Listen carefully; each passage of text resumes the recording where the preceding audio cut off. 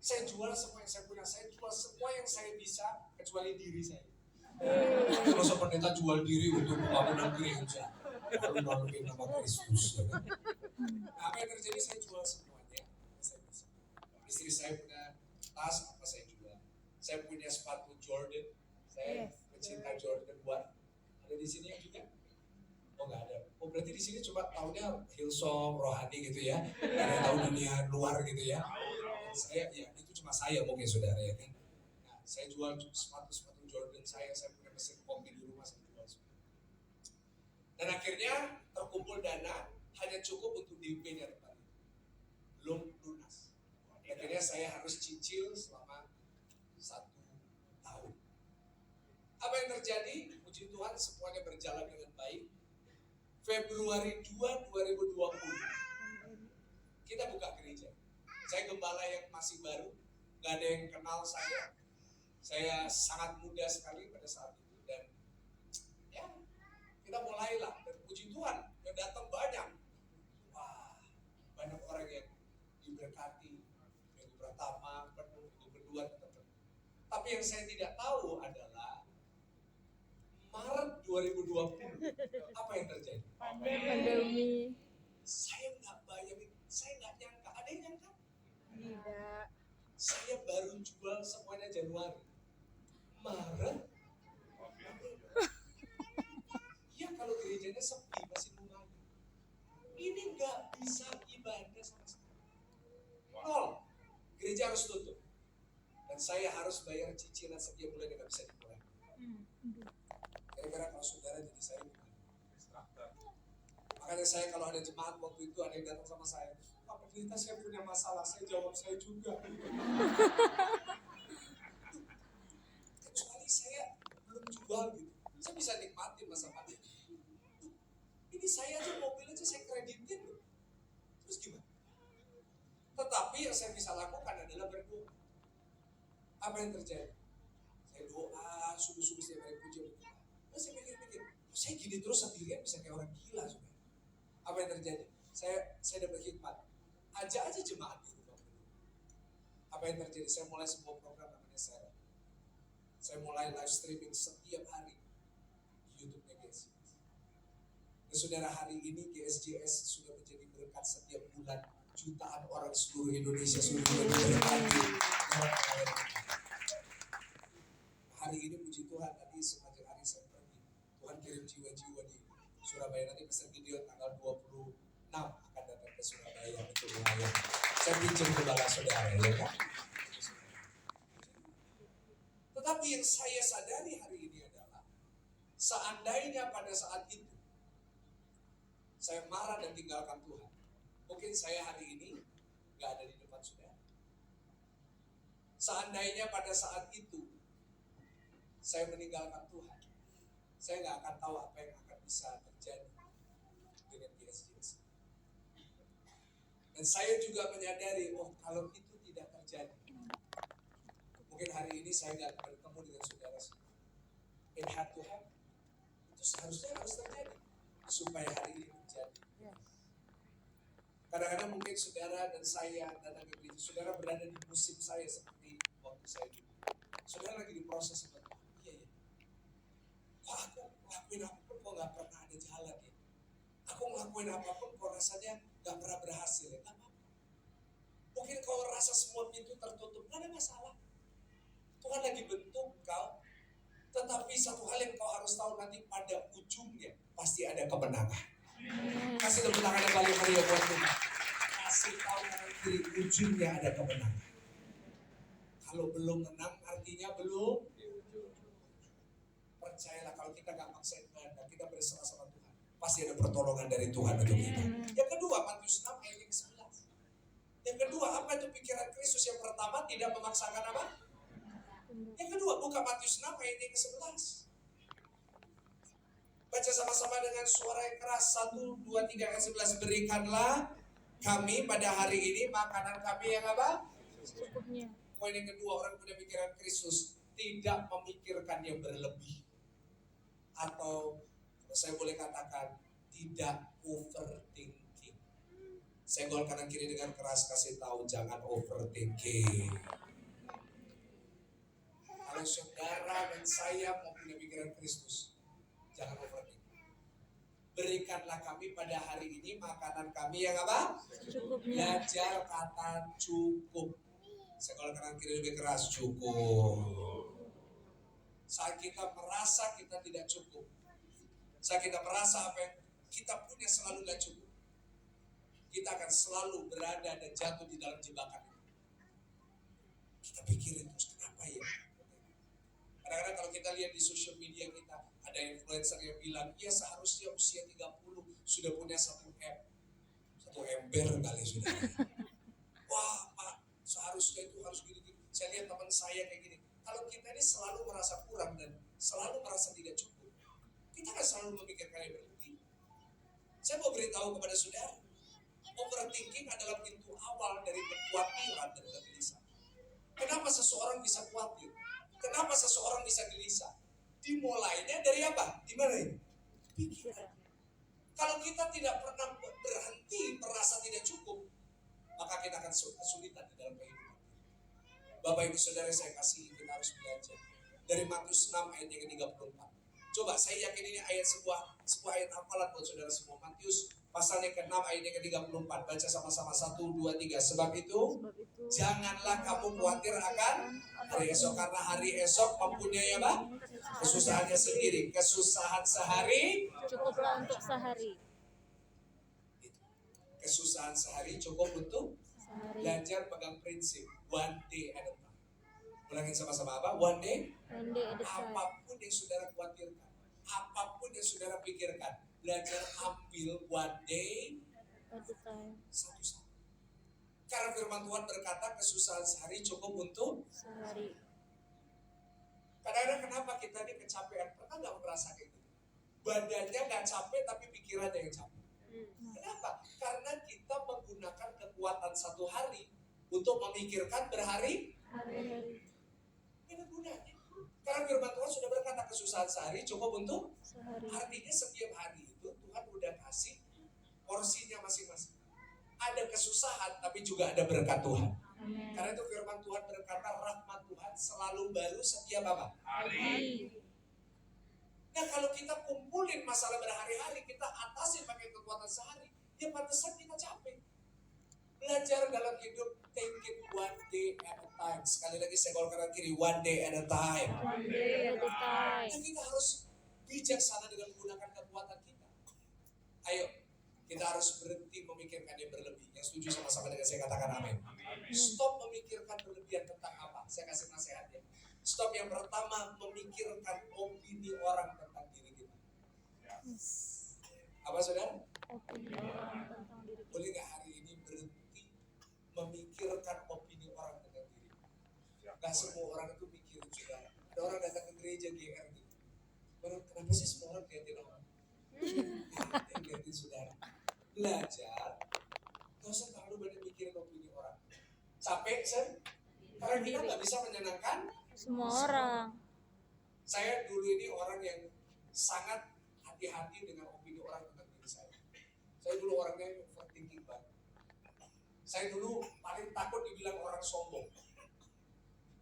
Dan saya baru tahu kenapa. Karena saya kalau nggak senyum, muka saya kalau lagi di mall itu seperti ini.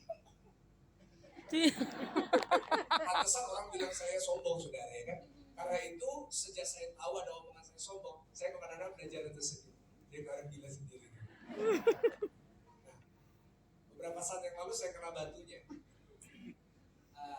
Saya lagi senyum-senyum gini, ada anak muda datengin saya.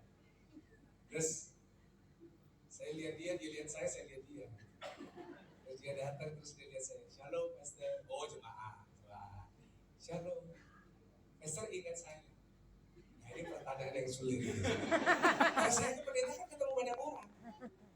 Tapi karena saya takut dibilang sombong, saya bilang, oh iya. Ianya panjang. Saya berharap dia menyelesaikan gitu. Oh iya. Lalu dia bilang, siapa?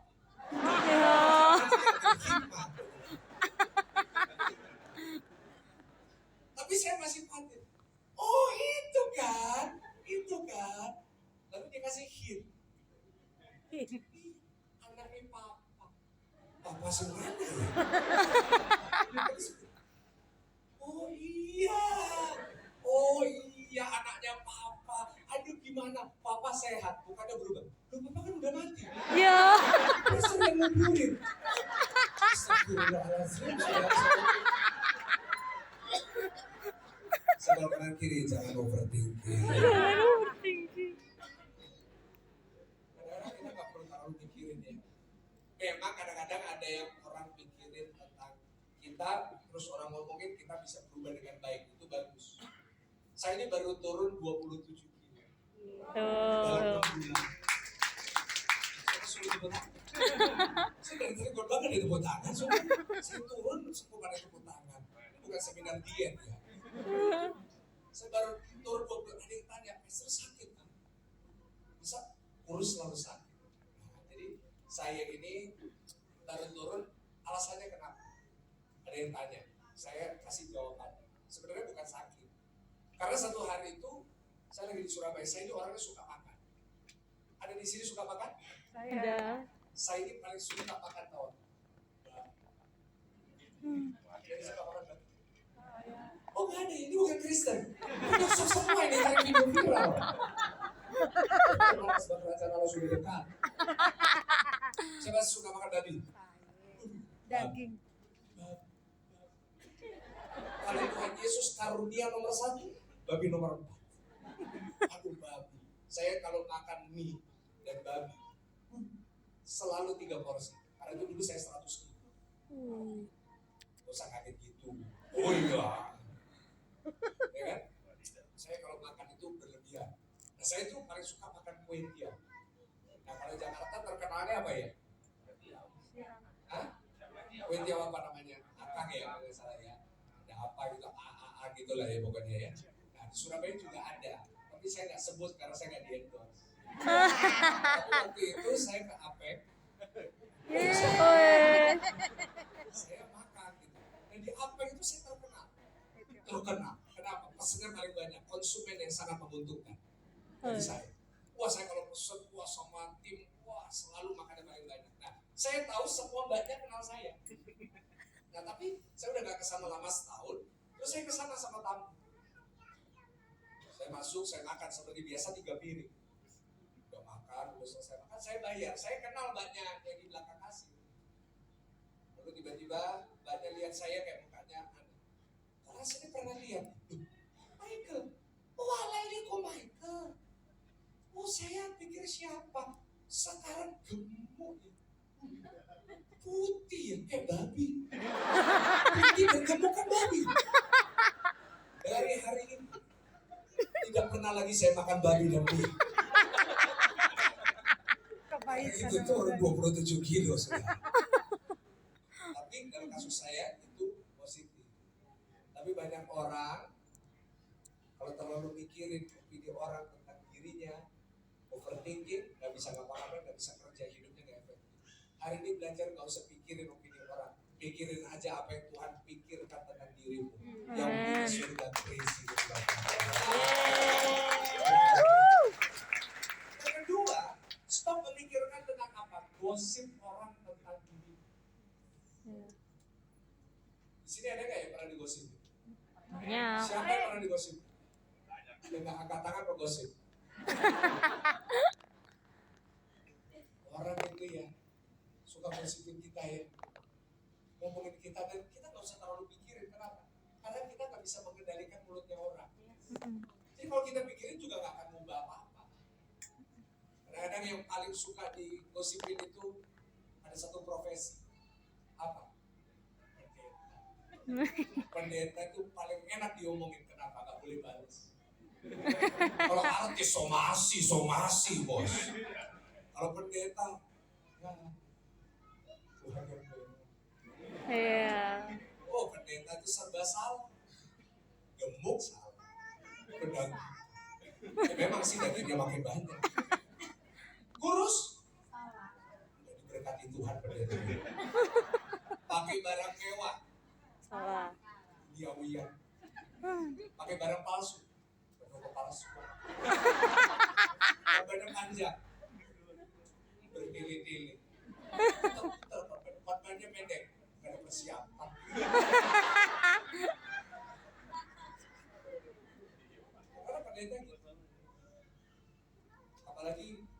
pendeta paling keren satu Jakarta namanya Gideon Simanjuntak. Wih.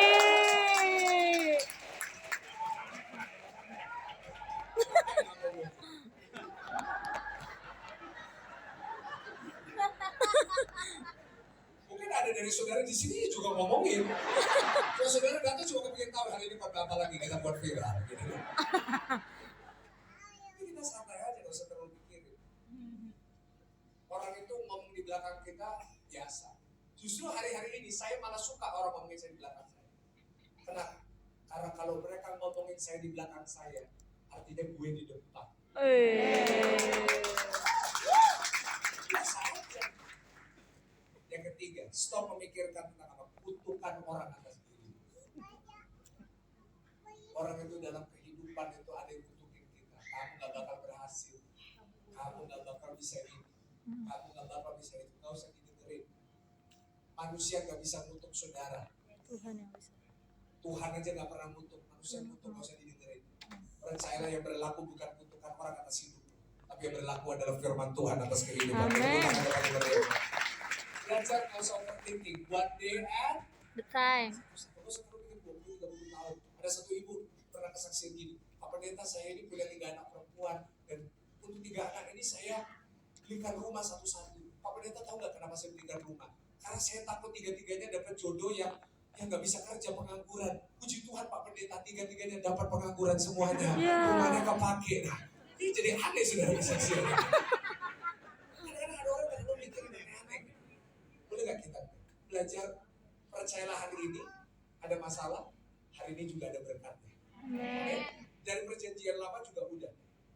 Dari perjanjian lama kita belajar dari orang Israel dalam Keluaran. 40 tahun mereka di padang gurun. Mereka dikasih makan roti, namanya roti apa? Mana? Mereka dikasih makan roti mana, setiap pagi mereka keluar rumah, mereka ambil roti. Tetapi ada satu kelompok orang, saya yakin ini kelompok Indonesia Israel. Kenapa? Karena mereka keluar, mereka bungkus, saudara. Mereka bawa pulang yang banyak. Ya kan, karena orang Indonesia gitu, sama kayak orang Korea suka operasi plastik. Tapi kalau orang Korea operasi hidung, orang Indonesia bawa plastik, bawa pulang semuanya, saudara. Nah, ada satu kelompok orang ini bawa pulang semua roti mana. Dia pikir untuk besok atau minggu depan. Katanya besok paginya udah busuk. Kenapa? Tuhan ngajarin satu prinsip. Gak usah mikirin besok dulu. Gak usah terlalu mikirin gitu. Gak usah kayak orang gila. Percayalah hari ini ada kesusahan, ada berkat. Besok juga ada kesusahan, tapi besok juga ada berkat. Tapi percayalah berkatnya Tuhan gak akan pernah kurang, bahkan lebih dan melimpah buat hidup saudara. Tepuk tangan yang paling meriah buat kita. Pemain musik boleh bantu saya naik, saya minta musik. Yang ketiga ayatnya yang terakhir, Matius 6 ayat 12. Ini bagian favorit jemaat Tuhan. Apa? Pemain musik naik. Karena jemaat tahu ini ibadah udah mau selesai, saudara. Matius 6 ayat yang 12. Baca sama-sama dengan suara yang keras. 1, 2, 3. Dan belum semuanya. Matius 6 ayat 12. Dan seperti kami juga mengampuni orang yang pertama tadi orang punya pikiran Kristus apa? Tidak memaksakan. Yang kedua, tidak memikirkan berlebih. Ya. Yang ketiga, belajar tidak menyimpan sampah. Ulangin sama-sama dengan saya. Tidak apa? Jangan suka, orang yang suka menyimpan sampah. Coba senggol kanan kiri, sampah kok disimpan. Ya kan? Kadang-kadang kita ini suka nyimpan sampah di dalam hati kita. Kadang-kadang kita simpan sakit hati, kita simpan kepahitan. Itu yang buat kita gak punya pikiran Kristus. Itu yang buat kita hidupnya gak pernah damai. Hari ini saya berdoa jemaat Tuhan di kerinduan istri, saudara belajar untuk melepaskan sampah dalam hidup saudara. Belajar untuk mengampuni. Senggol kanan kiri, mengampuni. Bukan melupakan ya, beda. Kita gak akan pernah bisa lupa. Orang jahat sama kita bisa gak lupa? Tidak mungkin. Saya kasih ilustrasi sederhana. Ini gelas, saya minum gelas ini. Lalu saya ke toilet. Saya masuk cubicle, ada kloset, ada isinya kloset. Terus saya minum, tiba-tiba gelas ini jatuh ke dalam kloset yang ada isi. Kotor dong. Saya keluarin, saya cuci pakai Mama Lab. 4 kali saya cuci. Saya mau tanya, kalau saudara jadi saya, mau dipakai lagi nggak gelas? Tidak. Saya cuci lagi 27 kali. Saudara mau? Enggak. Kenapa? Jorok. Karena saudara tahu, ini pernah Jatuh besar. yang isi toilet tadi. Saudara bisa menerima bahwa ini udah bersih. Tetapi untuk melupakan, Tidak bisa. nggak bisa. Istri-istri kalau lihat suami yang pernah nyakitin, bisa lupa? Enggak. Susah ya. Karena kita istri-istri lihat suami yang pernah nyakitin, ada gemes. Tapi disuruh Tuhan ampuni, ampunilah dia. Istri-istri lihat muka suaminya udah jengkel, udah empet gitu. Doain suruh ngampuni. Udahlah disuruh Pastor Gideon ngampuni, Tuhan ambil nyawanya Tuhan.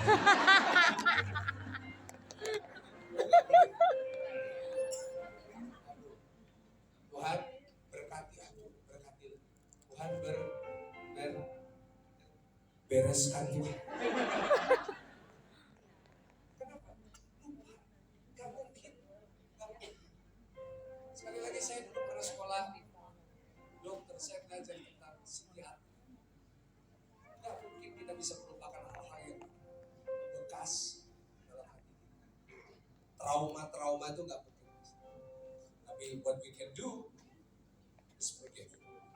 Bisa kita lakukan adalah memaafkan. Dan memaafkan itu bukan sekali seumur hidup. Membuang sampah, mengampuni itu sesuatu yang harus dilakukan setiap. Saudara di rumah ada sampah, bersihinnya sebulan sekali atau setiap hari? Hari. Kenapa? Karena kalau saudara gak pernah bersihin setiap hari, sampahnya numpuk, gak bisa diisi dengan sampah lagi. Hati kita juga gitu, ada storage-nya. Kalau masih penuh dengan sampah, gak pernah dibersihin, udah lama saudara memainkan gak pernah dibersihin, saudara boleh datang ke gereja 20 kali setiap hari Minggu. Saudara datang ke semua gereja di Jakarta, tidak akan pernah bisa membuat saudara sukacita dan damai. Gak ada tempat. Boleh gak hari ini di kerinduan istri kau pulang, semua sampah-sampah itu kau letakkan di gereja ini. Nanti biar pendeta yang bersihin.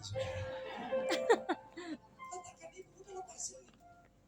Kita ngampunin itu bukan untuk mereka. Kita ini jengkel sama orang, kepahitan sama orang. Emang orang itu peduli? Kita gak bisa tidur marah kurang aja. Mereka lagi rugi sendiri, silakan lagi rugi sendiri. Belajar buang sampah. Tuhan Yesus itu gak pernah nyimpan sampah. Ini Petrus nyakalin Yesus berapa kali? 3. Terus Tuhan Yesus bangkit, ketemu sama Petrus. Tuhan Yesus ngomong apa? Pet, nyakalin berapa kali? Tuhan cuma ketemu, ada makan? You have any food?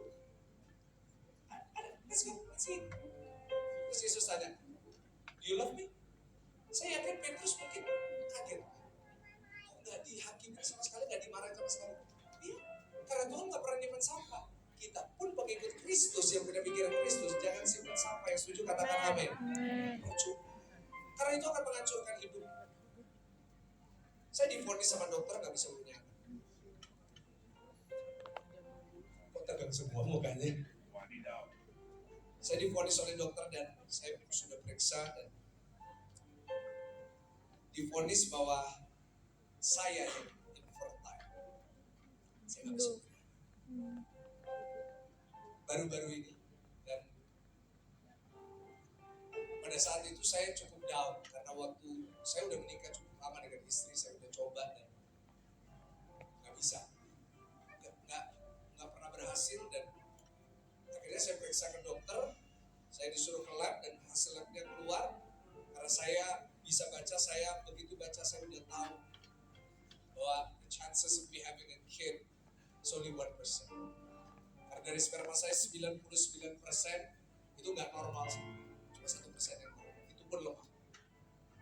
Saya bawa ke dokter dan dikonfirmasi memang kemungkinannya cuma 1%, ada kemungkinan nggak bisa. Istri saya nggak ada masalah. Apa yang terjadi setelah dari dokter kami makan, saya dengan istri saya makan di saya makan spaghetti. Tiba-tiba ada satu ibu lewat ke meja kita. Ibu ini ngeliatin saya dari jauh. Saya ngeliatin dia kembali liatin saya. Suka gitu ya saya sama jemaat saudara. Tiba-tiba dia teriak, Pastor Michael ya? Saya kaget, saya tersedak saudara. Aduh. Iya. Boleh nggak saya duduk di sini? Karena dia ngancam, oh iya bu, saudara. Saudara saya takut ya. Dia duduk di depan saya. Saya tadi malam doa, saya dapat pesan tentang Pastor Michael. Boleh nggak saya ngomong? Oh iya boleh. Dia ngomong, saya nggak terlalu fokus sama isi itu. Ngomong aja. Karena dari mulutnya keluar urapan-urapan baru terhadap spaghetti saya. Aduh, muncrat. Saus-saus baru. Asam dan asin. Ngomong banyak sekali. Terakhir dia bilang, Pastor Michael lagi mau punya anak. Berusaha punya anak. Iya. Saya tadi malam dapat doa Pastor Michael. Dan Tuhan bilang bahwa Tuhan memang tidak percayakan Pastor Michael dengan anak. Bahwa memang Pastor Michael punya anak rohani banyak. Jemaat Pastor Michael sekarang udah 10.000, nanti Tuhan percayakan dengan lebih banyak. Amin. Tapi you will not have a kid. Saya baru 1 hari datang dari dokter. Terus saya dikasih tahu seperti ini. Kamu gak dipercaya jadi ayah. Wah saya tahu. Saya tengking. Saya telepon mentor-mentor saya. Mike, tolak Mike. Tetapi tanpa saya sadari sampai itu udah dan saya simpan. Saya mulai mempercayai, oh ya saya memang gak bisa punya anak. Saya gak dipercaya jadi papa. Saya ulang terus. Dan apa yang terjadi? Saya berhenti berusaha punya anak. Kalau gak dipercaya, kita gak usah program. What happened? Istri saya bilang, oh kita harus percaya. Dan kita coba lagi ke dokter. Berapa bulan? Oh saya.